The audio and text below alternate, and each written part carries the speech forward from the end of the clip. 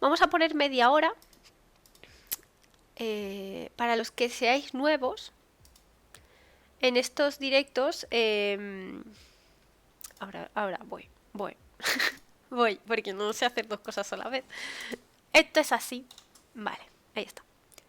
Y para la música. Bien, bien.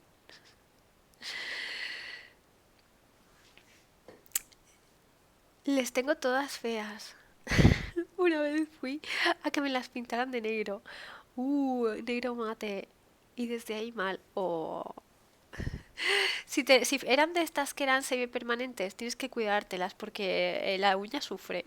Tienes que ponerte cositas para mimarlas. Bueno, vamos a leer a Lovecraft, ¿vale? Para los que seáis nuevos, informo de que en este ratito, cuando yo pongo focus, estaremos leyendo, ¿vale? Leer en voz alta para todos vosotros. Y claro, te la dejaron dañada, se nota. Y luego en el break estaré, pues, de charlita con vosotros, ¿vale? ¿Qué estoy leyendo de Lovecraft exactamente? Estoy leyendo La sombra sobre Innsmouth. De la mejor introducción que he leído por el momento. ¿Por dónde voy? Porque empecé a leer el otro día y estoy en el medio de algún capítulo, como siempre yo hago, porque ya no me da tiempo a hacer capítulos enteros en mi vida. Estoy en el capítulo 2, ¿vale? Por ahí, en medio, en algún lugar. Así que sin más dilación voy a darle ya. Bueno, os explico un poco, os pongo en situación, ¿vale?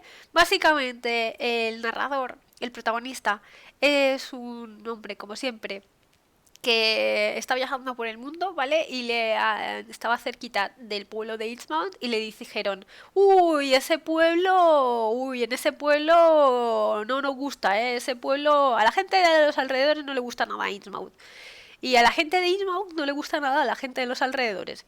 Y por lo visto nadie que se acerque mucho a rollos extranjeros, a la zona de Innsmouth le suele gustar Innsmouth ni nada por el estilo. Y el chico que estaba viendo pues cosas así rarunas viajando por el mundo, pues dice, pues yo voy a ir para allá a ver qué es eso tan raro. Y antes de ir para allá, sí que es verdad que le recomiendan que no pase la noche allí, aunque hay un hotel, porque la gente ya, os digo, no sale del pueblo cuando entra en el pueblo. Y leyendo un poquito, pues, la historia de qué ha pasado en el pueblo, descubre que antes era un pueblo más próspero, pero que se ve que hubo una enfermedad. Y a partir de ahí todo se fue un poco a la mierda. Y que básicamente es un pueblo que solo se dedica a pescar. Y básicamente hemos cogido un autobús y hemos ido al pueblo. Y ahora justo acabamos de llegar al pueblo en sí. ¿Vale? Es interesante porque me da la sensación... Bueno, me da la sensación, no.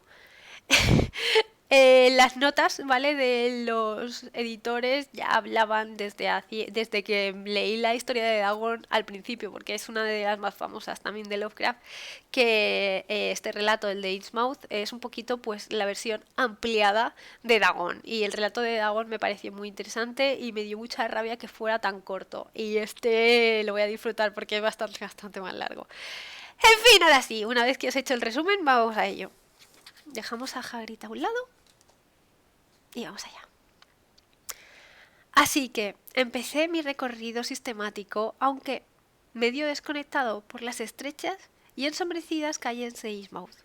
Crucé el puente, me desvié hacia el estruendo de los saltos de agua que había río abajo y pasé junto a la refinería de los Mars, de la que curiosamente no parecía salir ningún ruido de actividad. Una cosa que no os he dicho, que los March son los que tienen refinería de oro, pero es como curioso porque no tienen... O sea, es como que es de lo único que viven aparte de la pesca, pero no tienen como referencias de que esta gente traiga oro de fuera. Entonces, ¿qué hacen exactamente ahí? Sigo, perdón.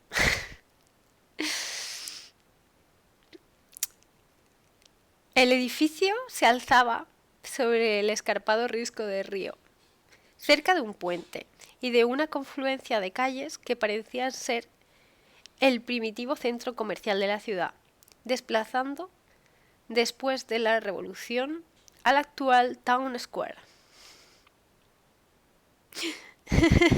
Vale la pena estar ahora. Qué directo más entretenido. ¡Muchas gracias! Sigo. Volví a cruzar el desfiladero por el puente de Main Street y di con un paraje completamente abandonado, que no sé por qué me hizo estremecer. Los montones de derrumbados tejados de cubierta a la holandesa formaban una fantástica silueta dentada, por encima de la cual se elevaba la macabra aguja decapitada de una antigua iglesia. Algunas casas a lo largo de Main Street estaban habitadas, pero la mayor parte de ellas tenían sus puertas y ventanas rigurosamente tapiadas, con tablas clavadas. Más abajo, en calles laterales sin pavimentar, vi negras ventanas agujereadas de cápsulas desiertas, muchas de las cuales se inclinaban formando peligrosos e increíbles ángulos a causa del hundimiento de parte de los cimientos. Estas ventanas saltaban a la vista de forma tan espectral que había que armarse de valor para dirigirse al este en dirección al puerto.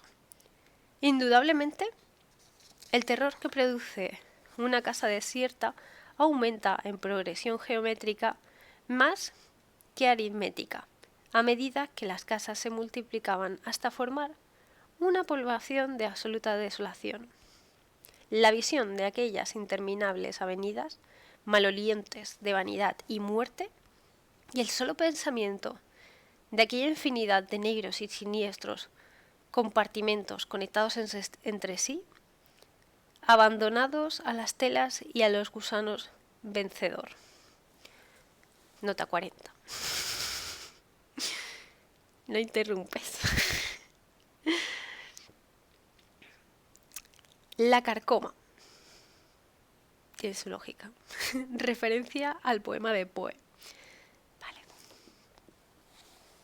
Continuamos.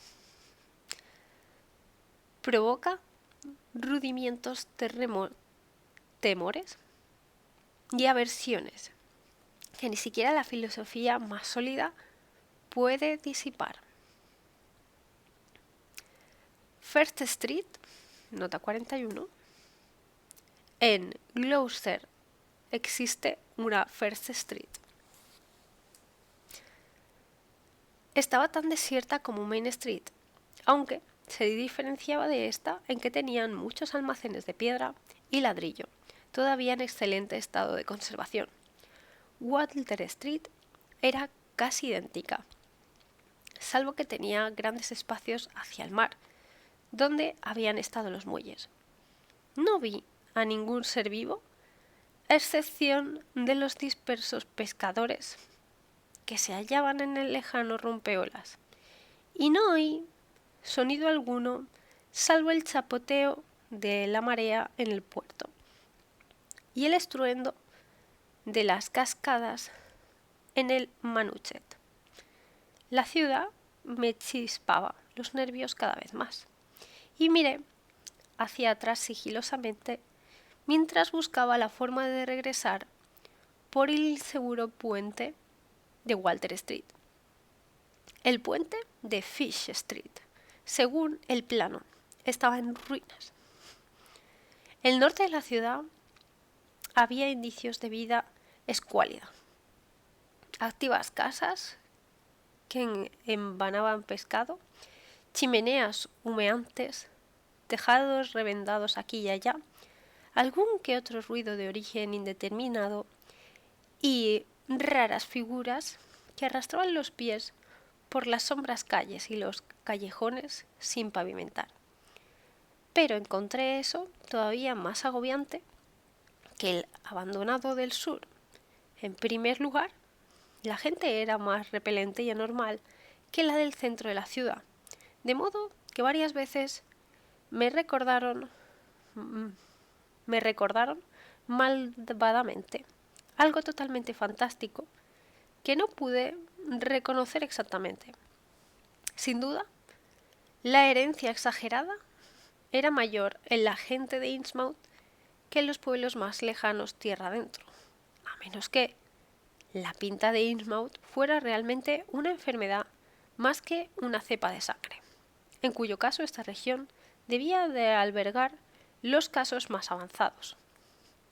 Un detalle que me incomodó fue la distribución de los escasos y débiles sonidos que escuché. Lógicamente, todos tenían que haber venido de las casas manifiestamente habitadas, pero en realidad muchas veces sonaban más fuertes en el interior de las fachadas atrancadas, con mayor firmeza. Se trataban de crujidos, carreras apresuradas y ambiguos ruidos roncos, y pensé alarmado en los túneles ocultos que había mencionado el muchacho de la abacería. De repente me sorprendí a mí mismo, preguntándome qué serían las voces de esos moradores. Hasta entonces no había oído a nadie en aquel barrio, e incomprensiblemente deseaba no tener que hacerlo nunca. Después de detenerme solo lo suficiente para contemplar dos hermosas, aunque ya en ruinas iglesias antiguas, de Main Street y de Charter Street, salí a toda prisa de aquel miserable suburbio portuario. Mi próximo objetivo debería haber sido, lógicamente, New Church Green. Pero, por una u otra razón, no pude pasar otra vez por delante de aquella iglesia, y en cuyo sótano había vislumbrado la silueta inexplicablemente aterradora de aquel sacerdote o pastor con tan extraña diadema. Además, el muchacho de la abacería me había dicho que las iglesias, lo mismo que la sede de la Orden de Dagón, no eran lugares aconsejables para forasteros. Por consiguiente, seguía hacia el norte por Main Street hasta Martin Street.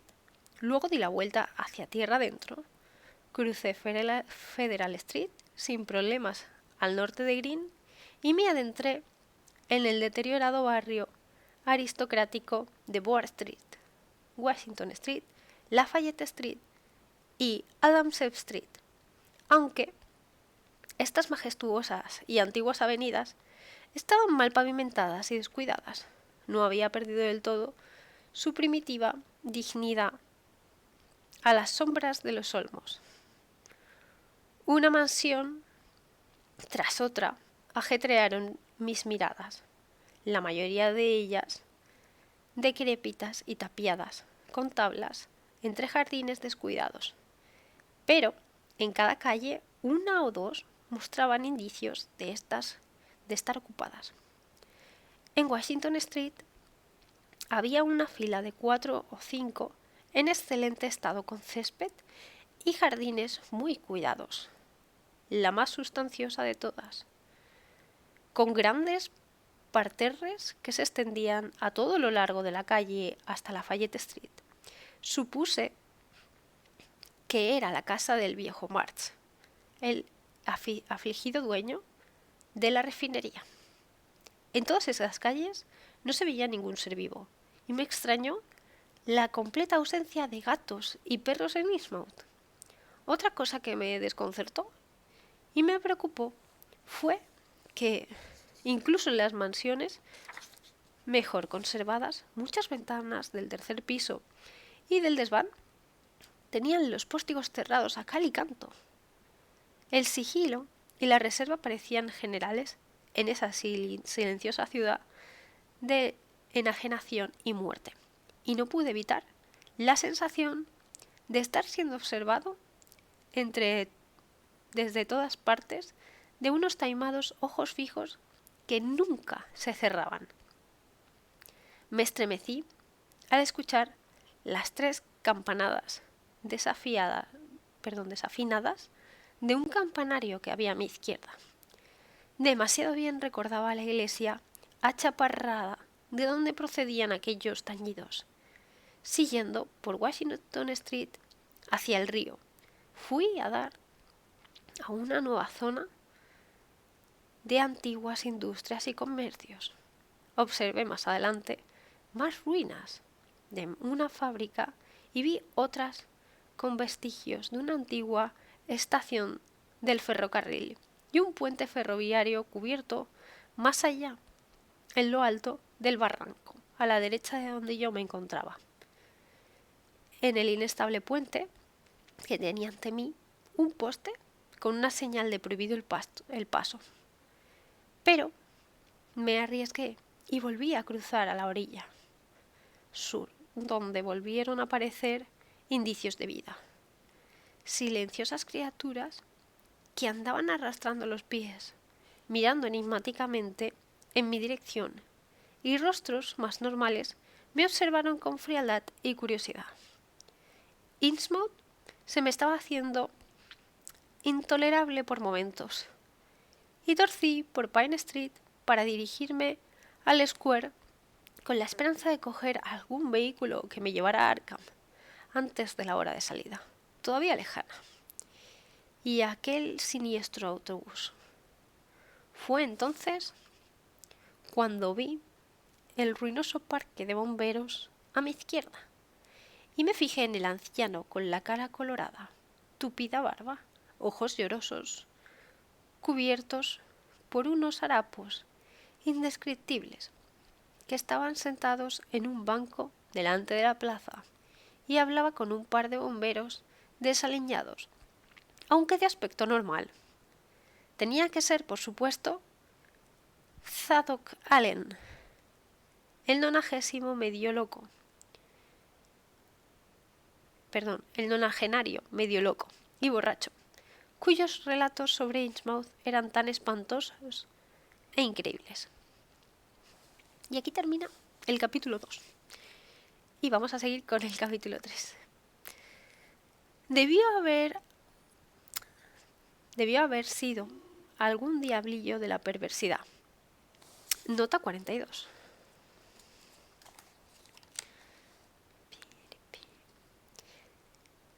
En inglés, Eve of the Perverse, expresión que sin lugar a dudas es una referencia a Poe, concretamente a su relato The Eve of Perversity. Según Catherine Bright, antiguamente Im significaba esqueje o vástago. Un Im era un árbol engendrado o que había crecido en un esqueje y que existía la creencia de que había algo mágico en ello.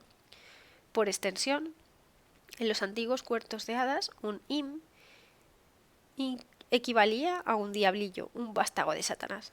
Estupendo. 10 de 10. Vale, después de esta clase de lengua continuamos. O algún impulso sardónico de oscuro y desconocido origen, lo que me hizo cambiar de planes. Había decidido limitar mis observaciones únicamente a la arquitectura, y aún así me dirigí apresuradamente hacia el Square con el fin de conseguir un rápido medio de transporte que me permitiera marcharme de aquella empocionada ciudad de muerte y ruinas. Pero el hecho de ver al viejo Zadok Allen despertó en mi mente nuevas orientaciones y me hizo aflojar el paso. Me había asegurado que lo único que podía hacer el anciano era insinuar una serie de leyendas absurdas, inconexas e increíbles, y me habían advertido que era peligroso ser visto hablando con él. Sin embargo, la idea de aquel testigo de edad avanzada de la decadencia de la ciudad, cargado de recuerdos que se remontaban a los tiempos más remotos en que zarpaban barcos y las fábricas funcionaban, era un aliciente al que por más que lo intentara no podía resistirme. Después de todo, las fábulas más extrañas e insensatas, la mayoría de las veces, no son más que símbolos y alegorías con un fondo de realidad. Y el viejo Zadok debía haber visto todo lo que pasó en Innsmouth durante los últimos 90 años. La curiosidad me impulsó más allá del sentido común y la cautela, y en mi egoísmo juvenil me imaginaba que era capaz de entresacar los elementos indispensables para desentrañar la verdad que podía ocultar el confuso y extravagante desahogo verbal que probablemente le sacaría con ayuda de whisky peleón. 10 de 10, darle alcohol al borracho. Comprendí que no podía abordarlo en aquel mismo momento, pues los bomberos se darían cuenta sin duda y se opondrían. En vez de eso, pensé en las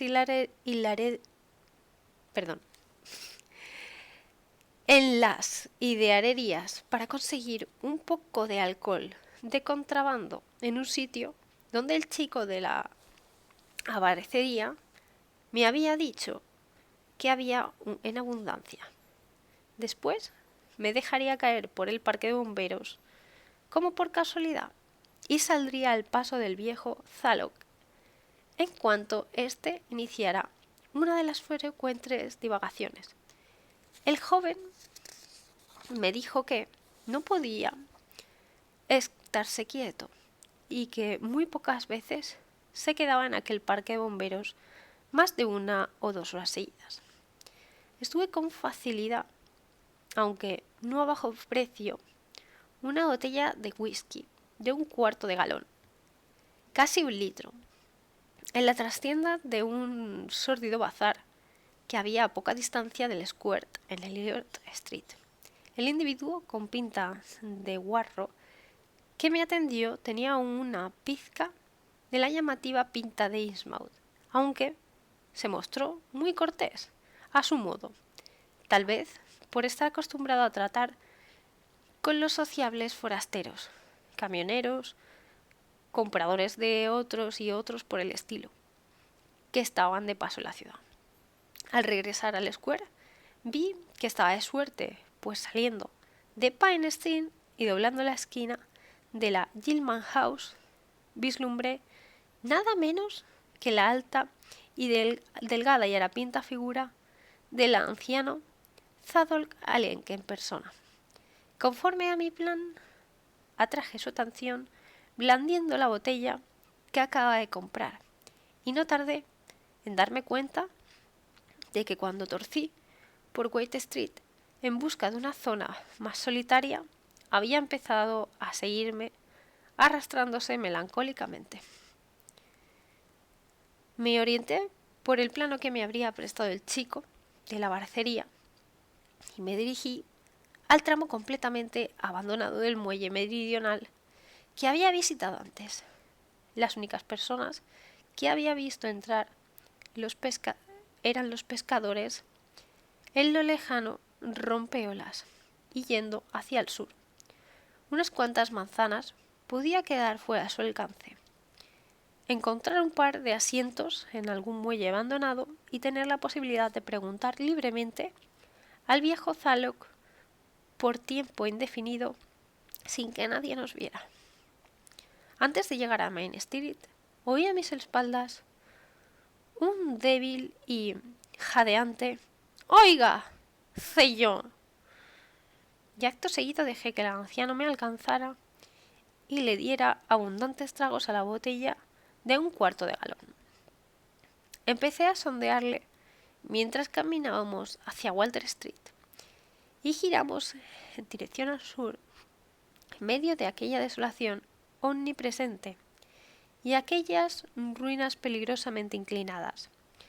Pero comprobé que el anciano no soltaba la lengua tan pronto como yo había esperado. Por fin vi en dirección al mar un claro cubierto de hierba, rodeado de unas tapias de ladrillo derrumbadas, más allá del cual sobresalía un muelle de tierra y mampostería lleno de malezas. Montones de roca cubiertas de musgo cerca del agua y ofrecían unos asientos aceptables, y un almacén en ruinas que se alzaban al norte resguardaban el lugar de cualquier posible mirada. Me pareció que aquel era el sitio ideal para un largo coloquio confidencial, de modo que guié a mi compañero por la calle y elegimos un sitio adecuado para sentarnos entre las musgoras rocas. Aquel ambiente de muerte y de abandono era macabro, y el olor a pescado casi resultaba insufrible. Pero estaba resuelto a que nada me desanimaría. Quedaban unas 4 horas para hablar. Si quería coger el autobús de las 8 para Arkham, y empecé a suministrar más alcohol al anciano borrachín mientras yo tomaba mi frugal almuerzo.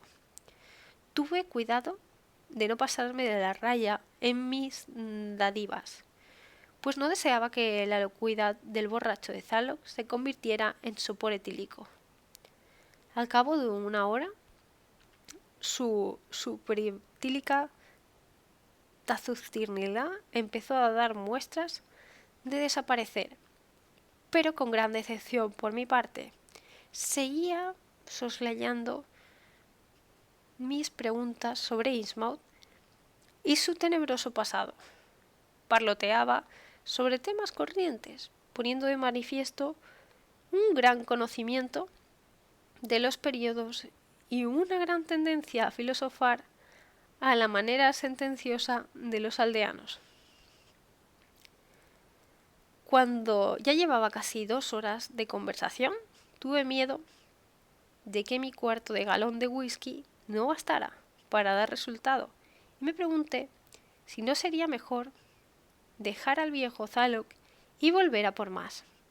Sin embargo, justo entonces, la casualidad me ofreció la oportunidad que mis preguntas habían sido incapaces de lograr, y las divagaciones del jadeante anciano tomaron un cariz que me hizo inclinarme hacia adelante y escuchar atentamente. Yo estaba de espaldas al mar, que olía a pescado, pero él estaba de cara, y algo le hizo posar su mirada distraída en el lejano condado bajo del arrecife del diablo, que en aquellos momentos aparecía con claridad y casi fascinante por encima de las olas. La visión parecía desagradable, pues empezó a soltar una serie de maldiciones en voz baja que terminaron en un susurro confidencial y una deliberada mirada de soslayo. Se inclinó hacia mí, me agarró por la solapa de la chaqueta y empezó a mascullar algunas insinuaciones de las que no podía dudar.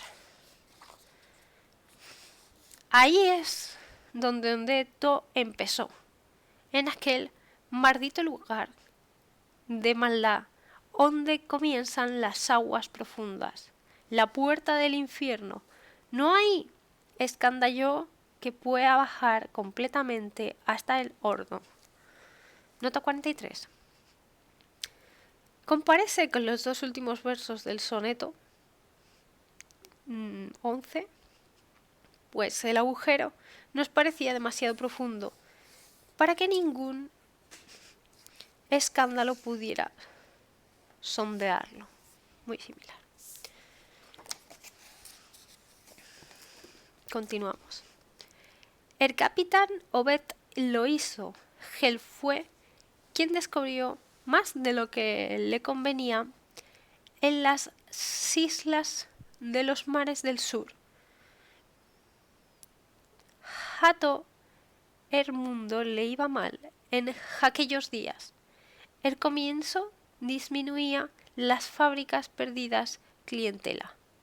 Incluso las nuevas y nuestros mejores hombres murieron a manos de los corsarios de la guerra de 1912 o se hundieron por el bergantín Elizabeth y el parquebote Ranger, los dos vendidos por Gilman. Obed March tenía una flota de 3 barcos, el bergantín Goleta Corby, el bergantín Earth y la corbeta Sumatra Queen. Él fue el único que siguió comerciando por las Indias Orientales y se pacificó más que la golera Malety Pride de Ersas Martin. Estaban hizo una venta al año 28. Nunca hubo nadie como capitán Auburn. Maldito vástago de Satanás. Estaban, me parece, velo entando peces y llamando estúpidos a todo el mundo por jardís a reunidos cristales y sobre yermos sus facilísimos con mansedumbre y modestia. Desella que tenían que estojes dioses morejos, como algunos de las Indias. Dioses nos proponían pescado a cambio de sus sacrificios y que verdaderamente habitaban las plegarias de las gentes. Vale, y vamos a parar aquí, que ya ha terminado el tiempo de focus y voy a poner 5 minutos de break, ¿vale? 5 minutos de break. Vale. Ahí están puestos. Oh my god, cuando se ponen a... Esperad, que yo tengo aquí, gracias. Cuando se ponen a hablar de esta manera, en plan, soy un plebeyo y no sé hablar, uff, me da toda la rabia del universo. Oh my goodness.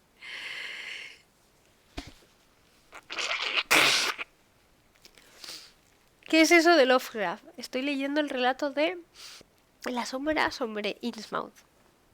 En concreto estábamos hablando con un señor... es que el Lovecraft tiene la manía, costumbre... Hollywood, Elite Biggs, ¿qué tal?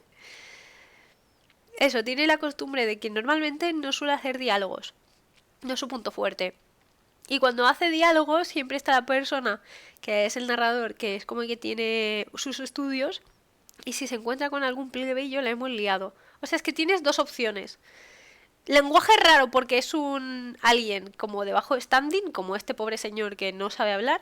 Y la otra opción, que es lenguaje raro porque estás hablando con alguien con muchos estudios de alto standing con palabras ultra mega raras, que no entiende ni Dios. Entonces, a ver. Pensaba que antes, cuando había salido una de las notas, te traducirían lo que el señor este borracho estaba diciendo. Pero no. Ya tú te apañas.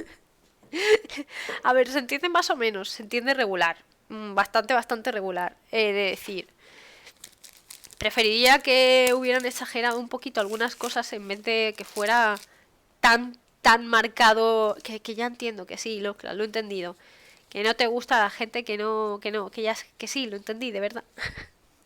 Pero tienes que ponerlo de esta forma que no se entiende. O sea, el primero que te da realmente información relevante sobre Innsmouth y me lo dices de esta manera, jolín tú. Si es que no se entiende nada, parece que estoy hablando en otro idioma. Pero bueno, pues esto es uno de los relatos más famosos que tiene el señor, por si no sonaba, el de las sombras sobre Innsmouth. Y bueno, realmente se ve, a mí me está pareciendo muy interesante. Ya os digo, normalmente el inicio, el arranque de los relatos del señor siempre me parecen muy flojos. Y este creo que ha empezado bastante más fuerte. Por eso, porque ya empezaba diciéndote el tema del pueblo, está raro uno, la gente del pueblo tiene rasgos extraños, no sabes si es una enfermedad o qué les pasa, ya te empiezan a hablar de que hay un culto, que ya directamente le llaman el culto de Dagón, que tú ya has leído a Dagón porque ya lo hemos leído anteriormente. Se vienen peces. Se vienen peces. Hombre, peces, se vienen peces. En fin, ¿alguien ha visto la peli de Dagón que es española?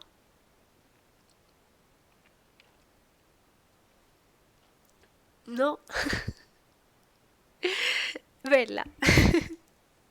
Creo que... No creo. Estoy muy segura de que... O sea, esto sucede técnicamente en un pueblo. Innsmouth se supone que es un pueblo de Gran Bretaña, ¿vale? Y... ¡Oli, blasfemia! ¿Qué tal? Mucho sin toparnos. Es que me cogí vacaciones la semana pasada. Este mes me voy a coger muchos días de vacaciones. Ya os lo he dicho. ¿Qué tal? ¿Cómo va todo? Pero qué guay.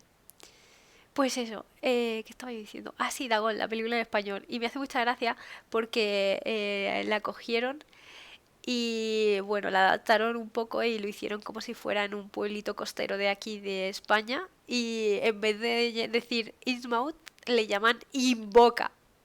Lo cual me hace mucha gracia. Invoca. Al principio suena raro, pero al final te lo dicen tantas veces que empieza a sonar hasta bien. Invoca, invoca. Pues claro, invoca es que es directamente la traducción de Innsmouth. En fin, da igual. No está mal la película, creo que está bien, está lograda para tener en cuenta que también es viejuna y tal. A darle que es Navidad y disfrutar con la familia, sí. Y descansar, sobre todo hay que descansar. ¿Tú qué tal? ¿Cómo vas del insomnio? Espero que bien. Estamos leyendo a Lovecraft, por si no lo habías pillado. Imagino que sí, porque... Y voy a seguir con ello, de hecho. Porque ya se ha terminado el tiempo de break. Qué rápido pasa el tiempo de break. Vale, vamos a darle un cuarto de hora más, ¿vale? Voy a poner el temporizador. Yo soy capaz de hacerlo. Yo puedo. 15 minutos más. Ahí está. Bien. Vale. ¿Ya viste Pinocho? ¡Sí! ¡Mi Pinocho! Luego os hablo. Luego hablamos de Pinocho, mi Pinocho. No me pude resistir. Tuve que verla. Vale, vamos a seguir, ¿vale? Con En la sombra sobre Innsmouth. Estamos en el capítulo 3, ¿vale? Estamos hablando con el señor borracho, que no hay quien se entienda lo que dice, lo siento. Yo lo siento que no se entiende. Me gustó mucho. Ese es el resumen. Luego hablamos. Matt Elliot, su primer oficial, también avala mucho. Solo que estaba en contra de que la gente hiciera cosas de paganos. Alaba de una isla al este de Ataleicet, nota 44, antigua denominación de la isla de Tahití, la isla Sabia, al sur del Océano Pacífico. Estupendi. Donde habría una cantidad de ruinas de piedra más antiguas de lo que nadie he visto nunca, como las de Pompe de las Carolinas. Nota 45. Islas volcánicas al sur del Pacífico. Seguimos. Pero con unos rostros esculpidos como las grandes estatuas de la isla de Pascua. Ahí había también un istole volcánico, donde había otras ruinas con distintas hercústulas, ruinas completamente desgastadas, como si antes hubiera estado bajo el mar, cubiertas de pinturas de horribles monstruos. Verá este sello. Matt decía que los nativos de por ahí tenían todo el pescado que querían y lucían pulseras, brazaletes, coronas hechas con un estrapotipo de oro. Extraño tipo de oro, vamos a entender. Y cubiertas de pintura de monstruos con los esculpidos de las ruinas de Istolete. Unas especias de peces con aspecto de ranas o ranas con aspecto de peces que estaban dibujados en todas las posturas como si fuesen humanos. Y nadie podía sacarles donde contenían aquellos tesoros. Y los demás nativos se preguntaban cómo se las arreglaban para encontrar pescado en Jabundasai, cuando en las islas vecinas jaspeaba la pesca. Matt también jaspeaba preguntándoselo lo mismo que el capitán Obek. Jadamés Obek observó que muchos apuestos jóvenes desaparecían de las vuestras cada año y que jaspeaban, se veían viejos. También le parecían que algunos tipos tenían un aspecto muy extraño. Harmunser canis. Nota 46. Oh my god. Canacos. Como se explica en la nota 18 de la llamada de Cthulhu, este término se utilizaban los blancos en Polinesia para referirse a los indígenas de aquellas islas del Pacífico. Chachi. Bueno, chachi. Vale. Vamos a seguir con el señor. Le costó la Obed sacarle la verna a esos paganos. No sé cómo lo hizo, pero esperó comprándoles las cosas de oro que llevaban. Les preguntó de dónde procedían y si podían conseguir más. Y finalmente le soltaron toda la verbena al viejo jefe. Wallachea le llamaban. Nadie más que Obed habría creído que le contó aquel viejo del demonio. Pero el capitán leía en las personas como si fueran libros. Tampoco a mí me cree cuando nadie le cuento. Y creo que usted tampoco. A ver, es que me habla raro. Aunque ahora que me fijo, usted tiene la misma mirada penetrante que tenía Obed. Los susurros del anciano se hicieron más débiles y me di cuenta de que me estremecí ante la terrible y sincero mal agüero que su entonación, aun cuando sabía que su relato no podía ser más fantasioso de borracho. Verá usted, Obed, se enteró de que hay todas de este mundo de las que la mayoría de la gente nunca oyó hablar, ni las creencias ni las oyeran. Parece que los caniques sacrificaban montones de muchachos y doncellas. Nota 47. La leyenda de Minos relata que el rey de Creta, que vivió 3 generaciones antes de la guerra de Troya, ofrecía todos los años 7 jóvenes y otras tantas doncellas al Minotauro, monstruo con cabeza humana y cuerpo de toro. Fruto de los amores contra natura con pasiones que tenían encerezado en el laberinto. Lovecraft creyó de niño esta leyenda. Sin duda le inspiró este pasaje. No creo que sea en el único sitio en la mitología donde se hicieran sacrificios, pero vale. Está bien, continúo. A una de especies de dioses que vivían bajo el mar. Y a cambio decían toda clase de favores, contándose a esos seres en los íose con estruñas ruinas, y parece ser que las horribles pinturas de monstruos, peces rana, representaban a esos seres. Quizá fuera así como hermosos los cuernos sobre sirenas. Tenían toda clase de siluetas en el fondo del mar, y esa isla había sido de Haití. Parece que cuando la islota salió de repente de la superficie, vivían algunos de esos seres de los egipcios de piedra. Así fue como se enteraron los caniques de que estaban javidejando. En cuanto se atrevieron, alabaron con ellos por señas y muy pronto llegaron a un acuerdo. Qué difícil leer así, por Dios. A esos seres les gustaban los sacrificios humanos. Los habían tenido hacía mucho, pero perdieron el contacto con el mundo de arriba al cabo de un tiempo.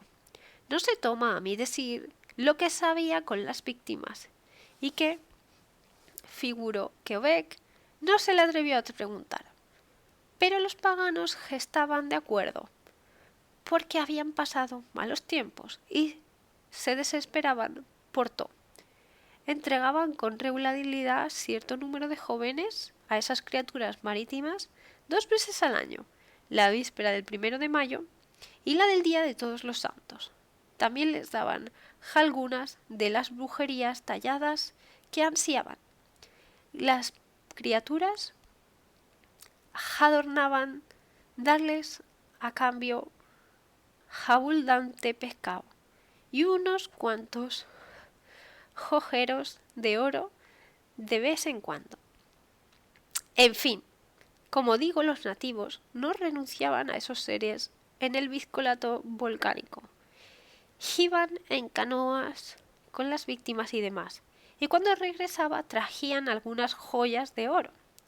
Al principio, los jeres jatayos no iban a la hilfa principal, pero al como en un tiempo llegaron a querer ir.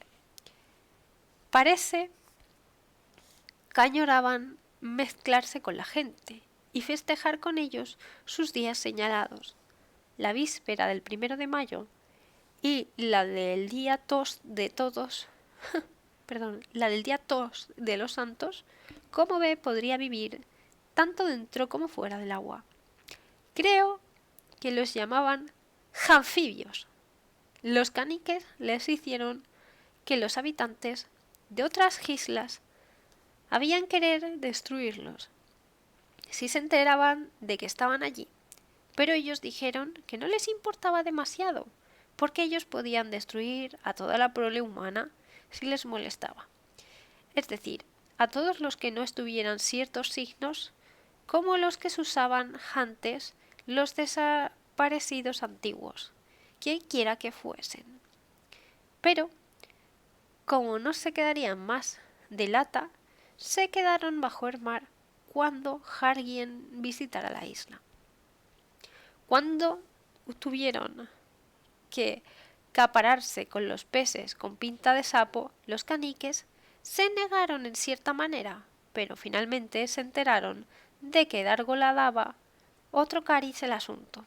Al parecer, esos humanos tienen cierto parecer con tales vestimientas marinas, pero todas las formas de vida han salido del agua y solo necesitan un pequeño cambio para volver a ella otra vez.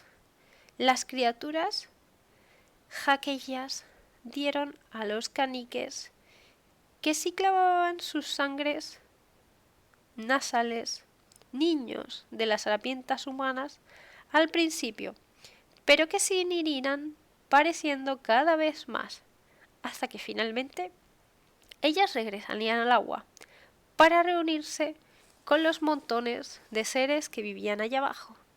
Y ahora viene lo más importante, jovencísimo. Cuando se convierten en peces sapo como ellos y regresan al agua, ya no morirán. Eso es importante. Esas criaturas nunca mueren, salvo que las maten de forma violenta. Pues bien, Ceño parece ser que cuando Obel conoció a los gileños, ya les corría por las venas mucha sangre de pez, procedente de las criaturas de las aguas profundas. Cuando se ansia viejos, proceden de las criaturas de las aguas profundas. Cuando se andan viejos y parecían a nortales, se escondían hasta que les apetecía volver al mar y abandonaban la isla. Algunos tenían más sangre de bestia que otros, y aunque no llegaban a cambiar lo suficiente para volver al mar, pero en su mayoría se convertían exactamente en lo que aquellas criaturas decían, lo que ansiaban. Más parásitos de ellas cambiaban antes, pero los que eran casi humanos, a veces, se quedaban en la isla hasta pasos los 70 años, aunque normalmente vagaban antes al fondo para ser viejes de prueba. Y los que se habían ido al agua generalmente volvían mucho de visita, así que solían alabar a menudo con el tatarabuelo de su tatarabuelo que había volvado de tierra firme 100 o 200 años antes. Todos perdieron la costumbre de morir, salvo en guerras de canoas con otros isleños y en sacrificios a los dioses marinos, o por una mordedura de serpiente, o de peste, o por una enfermedad galopante, o algo parecido, antes de poder regresar al agua. Simplemente esperaban un cambio que no les pareciese tan horrible al cabo de un tiempo. Pensaban que lo que Jotentrian les compensaría por todo a lo que renunciaban. Y supongo que Obed pensaría lo mismo cuando decidió un poco sobre la islota que le había cortado el viejo Wallachia. Aunque Wallachia era uno de los pocos que no tenía sangre de pez, era una estirpe real, que solo se casaba con los estirpes reales de otras isleñas. Wallachia enseñó a Obed una gran cantidad de ritos y conjuros que tenían que ver con aquellas criaturas marinas, y de pronto algunos de los habitantes de la sida que habían cambió bastante su aspecto humano, pero por una u otra razón nunca le permitió ver a ninguna de las criaturas que salieron directamente del agua. Por último, le dio una rara especie de cachorro de plomo, o algo parecido, que le dijo haría salir a las criaturas en forma de pez de cualquier lugar del agua donde tuvieran su madriguera. La cosa consistía en dejarlo caer al agua y recitar las plegarias, jalugartas, etcétera, etcétera. Wallachia le conoció con las criaturas estaban diseminadas por todo el mundo, así que cualquiera podría encontrar una madriguera y hacerles salir si querían. Y aquí vamos a terminar por hoy. ¡Ah! Está interesante, no se puede decir que no. Vale.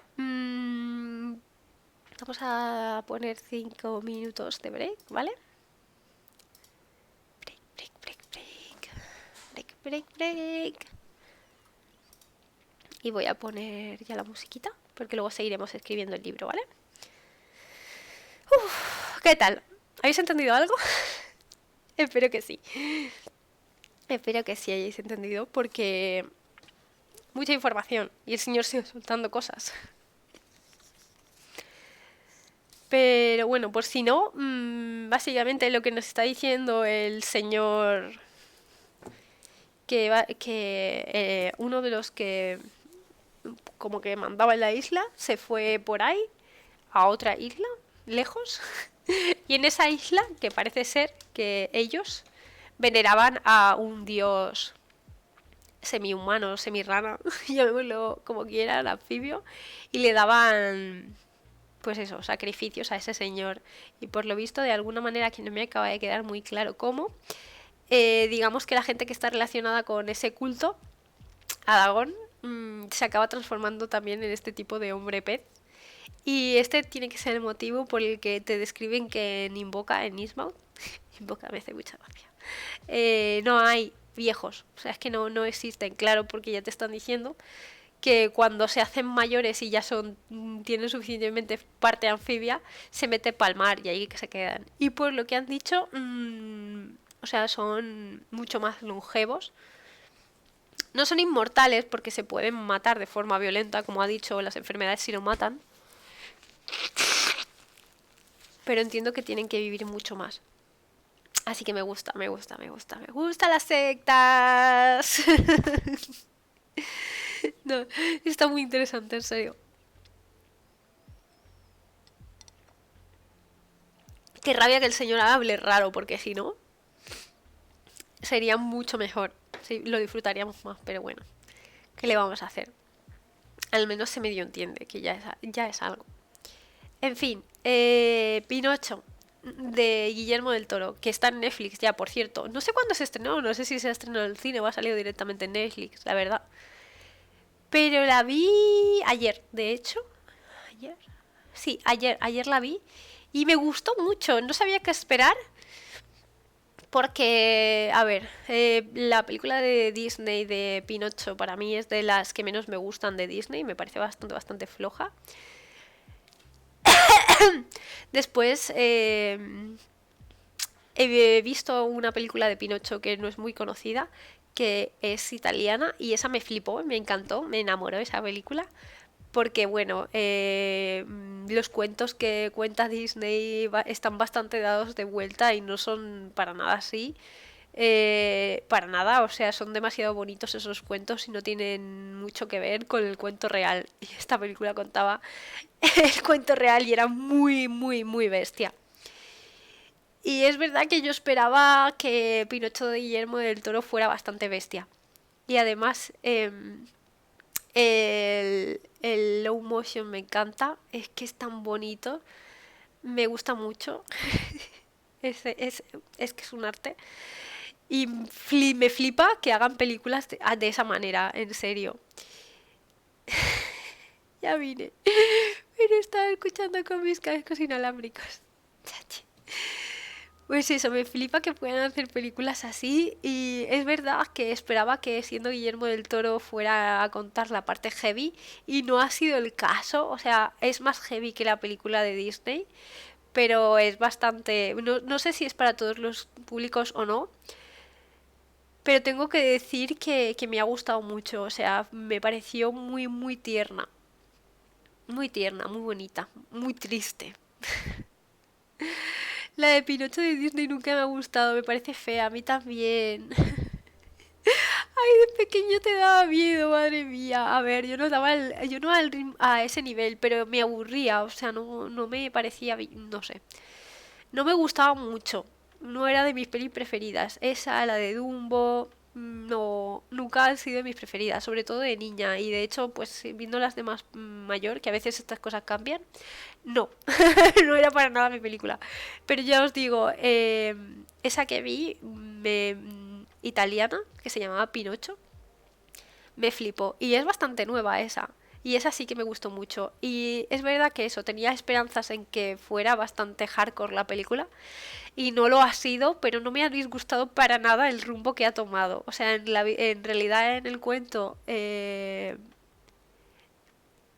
todo es mucho peor porque digamos que en realidad aquí se ha visto como un lado muy bonito de pues paternidad y también el tema de cómo llevar el duelo y no sé. Y creo que el mensaje final era muy bonito también de la película. Yo vi el sábado la de Guillermo del Toro y me ha gustado mucho en comparación con la de Disney. Sí, la verdad es que en comparación con la de Disney está muy guay. Y es eso. Y el libro es que todos los personajes son los capullos, básicamente. Es que no hay nadie que esté sano en ese libro. O sea, Pinocho es muy,